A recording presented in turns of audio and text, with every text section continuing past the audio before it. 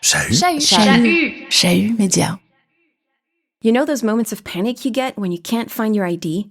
On the road to the airport, or when you have to get into a secured building? I'm stateless. I have worthless papers. Now, imagine spending your whole life in that state of panic. You have no way to prove who you are. Everywhere you turn, you're told you can't be there. I had part of my dad's family that started taking the smuggling roads into Europe, and we said the whole family, and we think we should do that. There's our only hope.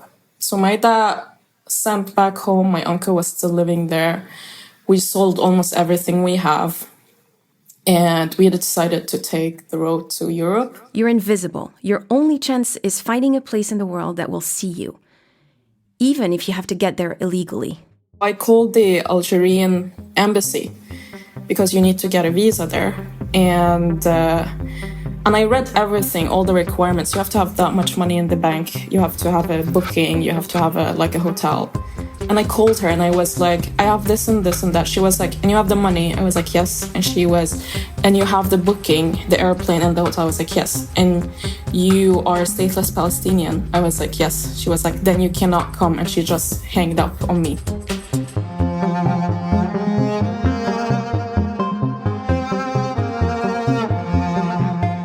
That was Lynn Al-Khatib, a stateless young woman born in Syria of a Palestinian father and a Lebanese mother. We met her in the first episode. For a long time, she told me about the struggles she and her family faced to get access to identification documents and a status that would protect them. They're not alone.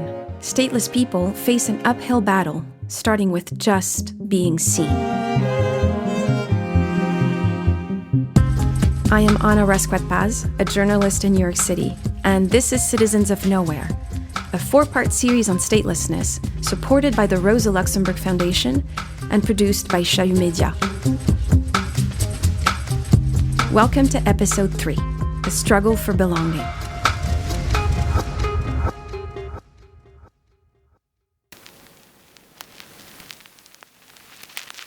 If you can't measure it, it doesn't exist. Stateless people often do not appear in official data. The state may be aware of their existence, but does not know how many there are, where they are, or what they need. They're invisible and thus are easily overlooked or deliberately ignored. Lebanon is a prime example of this problem.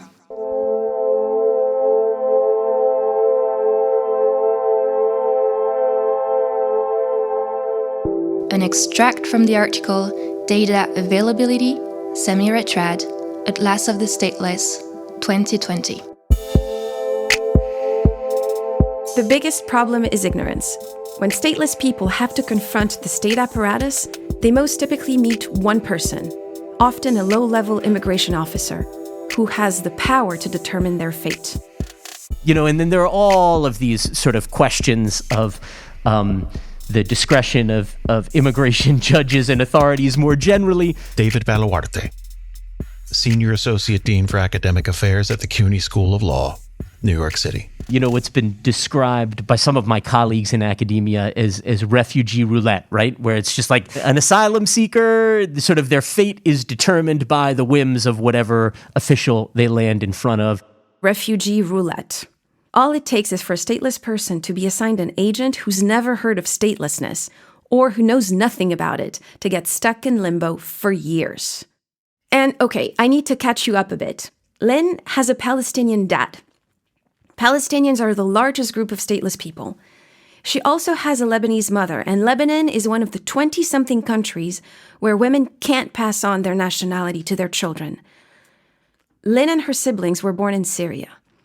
So about a decade ago, Lynn, her older brother, and her dad left Lebanon, where they had escaped to as the war took hold of Syria. Her 2 younger siblings and her mother stayed behind. Lynn, her brother, and her dad crossed the Mediterranean and then Europe. Unimaginable journey. But then they ended up in Sweden, and once in Sweden, they all asked for asylum. So the agent who took up Lynn's case denied her request for asylum on the grounds that she should just go back to Lebanon because her mother's Lebanese. The case officer had no understanding of her situation.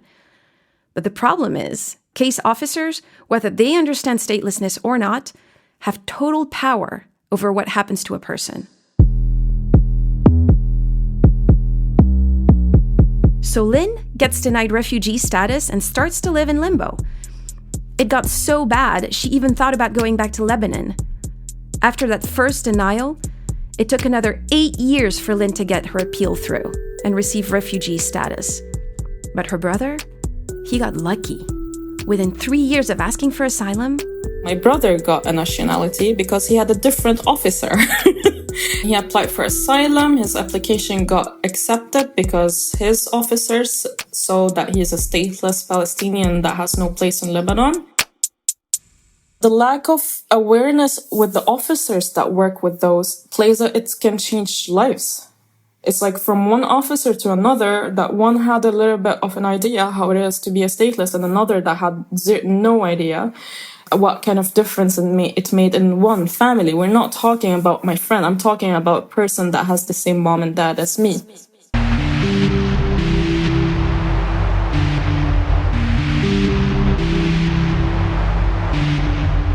Chris Nash, of the European Network on Statelessness, says that this very first step, the step where authorities need to see and acknowledge someone's statelessness, is crucial. It's also been neglected for a long time. Many countries still don't have a way to recognize statelessness. The exact term is determination procedures. And this has been really problematic, not just for triggering the protections they're entitled to, but also for counting stateless people. And it gets even more complicated because there's a lot of fear and shame in the stateless community. People don't want to come forward because they're terrified that they'll be detained or deported to places that want nothing to do with them. People will quote different figures to you, but globally, there's understood to be at least 10 million stateless people worldwide, and that's probably a conservative estimate. Chris Nash. In Europe, we usually refer to there being at least 500,000 stateless people in Europe, but as you say, that number, it's hard to quantify because there's an absence of adequate identification and determination mechanisms, right? So, many stateless people are not recorded, even if they come into contact with the authorities. And then, as you mentioned, there are also some stateless people who are afraid to come forward because there is no regularization route for them. And if they come forward, they risk ending up in sort of arbitrary detention.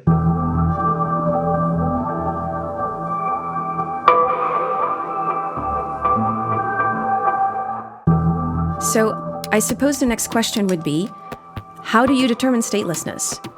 When someone shows up in front of you and they say they're stateless and they have no way to prove who they are or that their story is real, how do you believe them?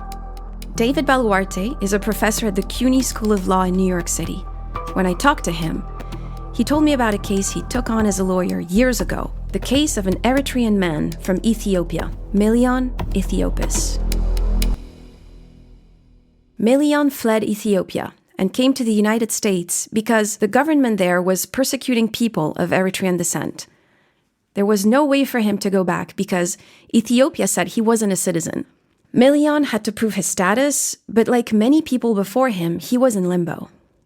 Judges and case officers didn't believe him.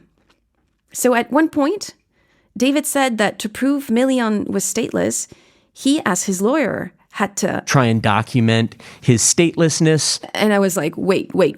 How do you document statelessness?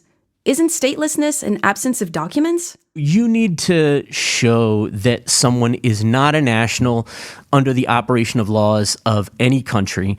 And here I want to highlight some really important work that's been done by the UN High Commissioner for Refugees.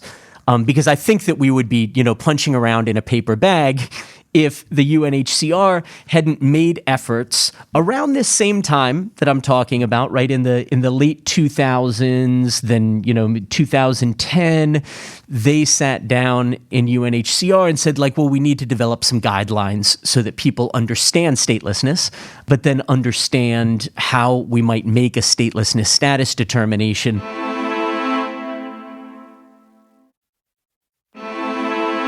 David Baluarte took part in this working group, developing the guidelines for determining a stateless status. And so the UN developed a handbook, and one of the things this handbook says is that you have to start looking at the laws of the countries that are part of a person's story. Isolating the relevant legal provisions requires both an assessment of an individual's personal history as well as an understanding of the nationality laws of a state, including the interpretation and application, or non-application in some cases, of nationality laws in practice. Handbook of Protection of Stateless People, UNHCR, Geneva, 2014.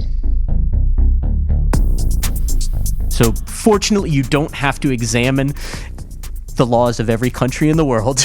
So in Miljan's case, right, you have to look at Ethiopia, you have to look at Eritrea, you have to look at the laws, and then you have to build up documentary evidence, right? He did once have a canceled ID card. He did at one time have a passport. And so, then you pull together all of these documents. But similar to an asylum case, right, a lot of it is just going to be first-person narrative, which is why credibility is key in all of these cases. But that was the work that we were doing with Miljan, right? We were studying the legal frameworks, we were developing all of the documentary evidence with him, and then we were developing his narrative, right? The complicated part of Miljan's story is that at first, he didn't even think of himself as stateless. When he went to seek asylum, he didn't know how to describe what he had suffered in the language of statelessness. And what we were doing is we were helping to interpret, right? To translate that story into the language of statelessness as the UNHCR was doing this work of building the legal framework. At one point, Miljan had to try to go back to Ethiopia just to prove that he was stateless. Miljan, at one point, went back to the Ethiopian embassy in Washington, D.C., to try and get some clarity on his status, and was told by the consular official, no, you're Eritrean, you're not Ethiopian, and sort of denied his effort to get documentation, sort of a passport, a national ID, which was sort of key in this determination. So the UNHCR got involved in Miljan's case, and actually they were the first to determine that he was stateless. That process took a long time. Which happens when you're building a plane while you fly it. But again, I give tremendous credit to UNHCR for offering this, because one of the key issues in Miljan's case was that, right? The judge had said, like, no, you're Ethiopian. There's no problem here. And he's like, I'm not Ethiopian. Look at the treatment that I'm getting. And it maps on to all of these country conditions reports that say that, people like me are being denationalized effectively through expulsion. So, actually putting the stateless stamp on someone's file, that's step one, and it may be the hardest. But the issues don't stop there. The problem with statelessness is that it's both a humanitarian and a legal problem. The thing about the law is that the terms you use need definitions. The clearer and the narrower, the better. But while there's a definition for stateless, there's no definition for nationality. And can you guess what that does? It creates more statelessness. A stateless person is a person who is not considered as a national by any state under the operation of its law. Bronwyn Manby, British human rights scholar and consultant specialized in comparative nationality law, statelessness, and legal identity in Africa. But we don't have a definition of nationality.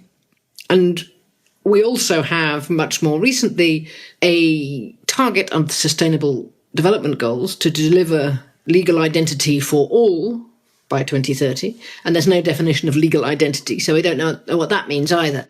Okay, quick pause to explain what the Sustainable Development Goals are.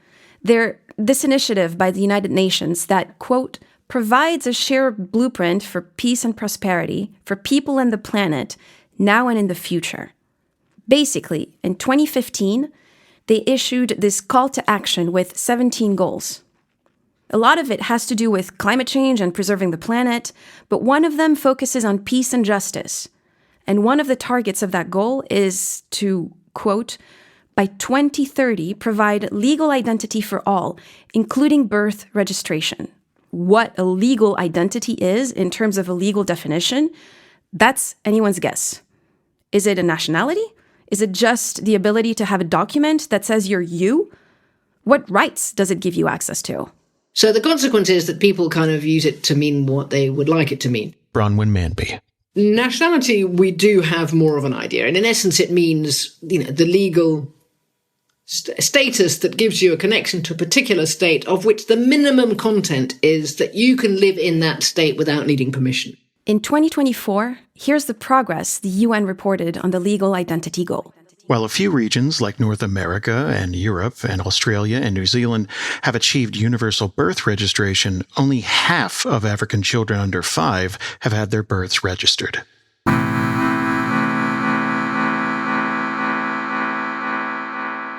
Status update on Sustainable Development Goal 16.9. Meanwhile, David Baluarte has been on the practical side of some of these questions. Bringing it to the U.S. context, most of the stateless people that I've worked with in the United States have attempted to secure protection as refugees, because that's the only legal protection for someone in their situation broadly.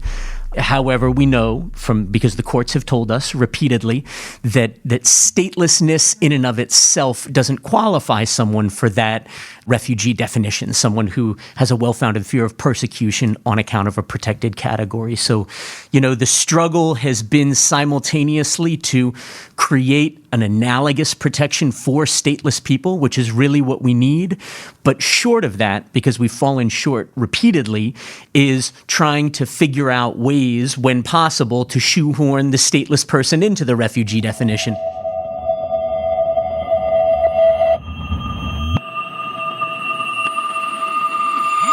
So, even though there is a definition for stateless, it doesn't automatically follow that people will understand it, or that nationality laws of different countries have the tools to deal with it.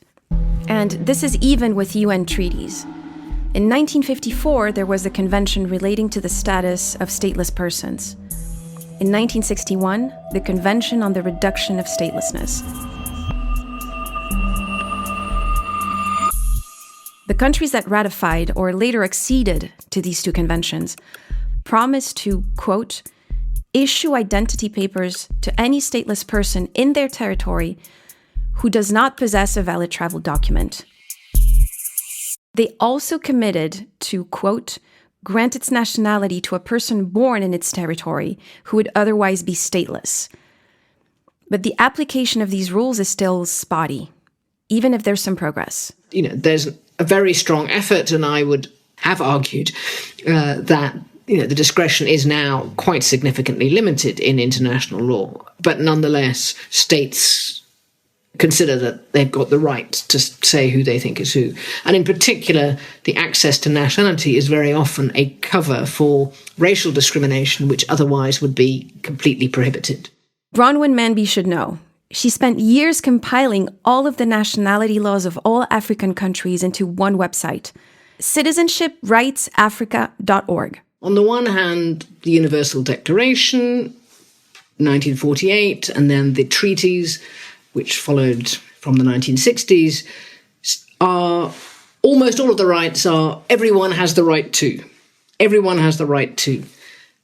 So in principle, there isn't a distinction between a person who is a citizen or a national, which are used as synonyms in international law, and somebody who is not. Everyone has the right to freedom of expression. Everyone has the right to education. Everyone has the right to a fair trial. Everyone has the right to recognition as a person before the law.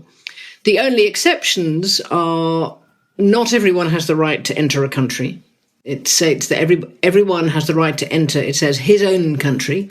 Leaving aside the his part of this, the definition of own country clearly includes citizens, and the extent to which it includes other people is not absolutely clear. And of course, international law agrees that only citizens have the right to vote and to stand for public office. But apart from everything is supposed to be for everyone. And yet it is absolutely clear every day of the week, everything you try to do, that in fact, if you are not a citizen of the country where you live, you are excluded from all sorts of rights, even if you are actually reasonably well-off migrant with a work permit and so forth. There are things you might not be able to do, like buy property.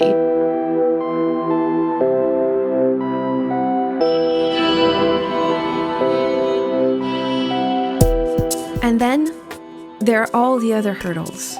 First, there's the fact that most governments just don't want to change their nationality laws. You need political will for this. Because, let's face it, lawyers can plead in court until they're blue in the face. But without new legislation, the issue isn't going away, says David Baluarte. I think the only real solution comes from Congress, because Congress, particularly in matters of immigration and citizenship, has been really ineffectual in recent years. Then we resort to the courts, but have made limited progress before the courts. And so every time that we hit another wall in the courts, then we come back to the real solution, which needs to be legislation. A text exists in the United States, though. It's called the Stateless Person Protection Act. But David Baluarte says it's unlikely to get anywhere right now. And Chris Nash told me that even within the European Union, countries aren't exactly on the same page either. I think one of the things that Europe and many regions lack is a holistic strategy to address statelessness. So that doesn't exist in Europe. In Germany, for example, there's still lack of political will to tackle the issue. Eva Volhold, Social Rights Program Director, Rosa Luxemburg Foundation, Geneva. We still don't have a mechanism that truly counts who is stateless or not, or like evaluates who's stateless or not. So there's still a lot of things to do.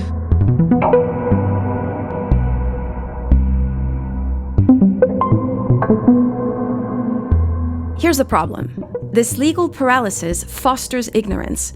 It means that immigration officers tasked with determining somebody's status still don't know how to do that. And it gets worse because the fact is that much of this resistance to changing laws comes from prejudice. And we just won't admit to our instinct to discriminate.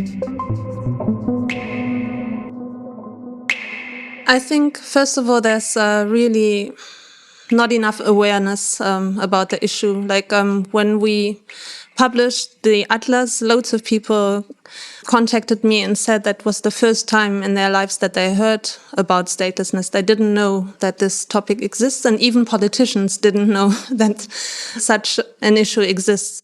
The willful ignorance is also tied, of course, to European racism because... Alexis Ivashuk, citizen of Nowhere and founder of the Apatrid Network. Back in the day, the legal theorists argued that, well, statelessness is something happens to savage tribes and uncivilized people, but certainly, well, it can never happen in civilized ways, European nations. So you can taste the racism there, and also the great irony, because not only Europe pretty much invented statelessness via the flaws of its nation-state model, but they also are extremely ignorant and reluctant to actually do something about this critical error.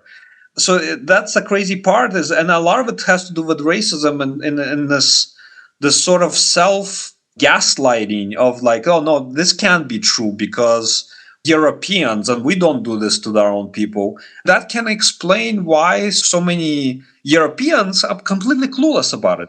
David Baluarte agrees.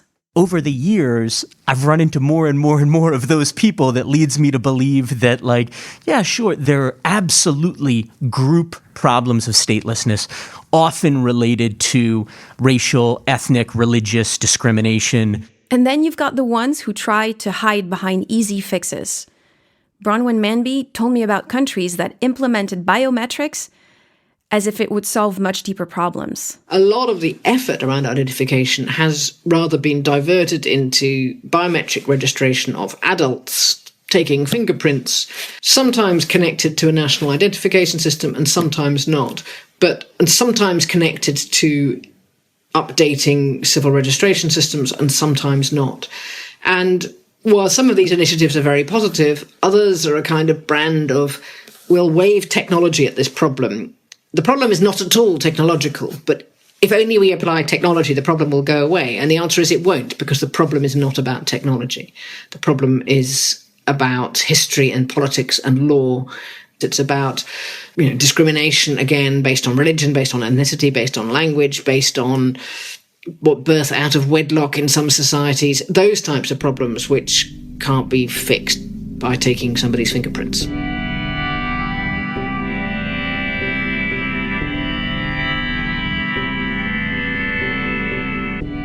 To be completely blunt here, the legal paralysis and the prejudice feed one another. As violence and climate change create new waves of migration and new groups of refugees, the far right is gathering strength in many parts of the world. This is Eva Wuchold. With the rise of populism and more right-wing governments in Europe, for example, there's even less will to deal with these kind of topics because the broader public is worried about illegal immigration. There's lots of discussion about closing borders or sending back the deportation of asylum seekers and all of that. And less will to tackle any kind of issues that have to do with nationality laws or migrants, because many of these stateless people are also migrant people.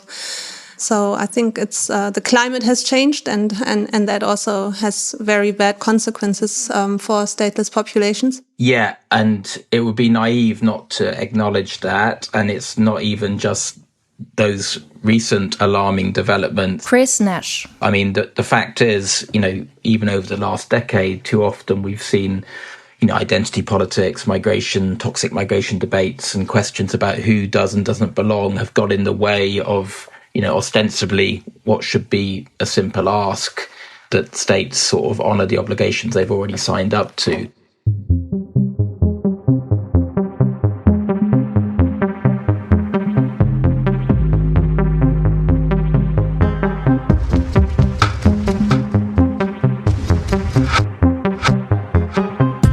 Between the lack of awareness, discriminatory practices, and refusal to do anything real about it, stateless people face an uphill battle. But there have been some victories since 2014, and we wanted to highlight them too. So stay tuned for the next episode, Bridges to Citizenship. Statelessness, Citizens of Nowhere, a Rosa Luxemburg Foundation podcast series, written and hosted by Anna Rasquat-Paz, edited and produced by Chahut Media.